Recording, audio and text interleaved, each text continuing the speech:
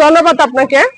ময়মনসিংহ ভালুকায় চতুর্থ ধাপে ষষ্ঠ উপজেলা পরিষদ নির্বাচনে চেয়ারম্যান পদে 7 জন, ভাইস চেয়ারম্যান পদে 7 জন ও মহিলা ভাইস চেয়ারম্যান পদে 3 জন প্রার্থী প্রতিদ্বন্দ্বিতা করছে। প্রার্থীদের প্রচার প্রচারণা জমে উঠেছে উপজেলা পরিষদ নির্বাচন।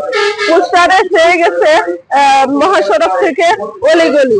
ভোটারদের আকৃষ্ট করতে সকাল থেকে মধ্যরাত পর্যন্ত সভা সমাবেশ মিছিল সহ প্রচার প্রচারণায় ব্যস্ত সময় পার করছে প্রার্থীরা।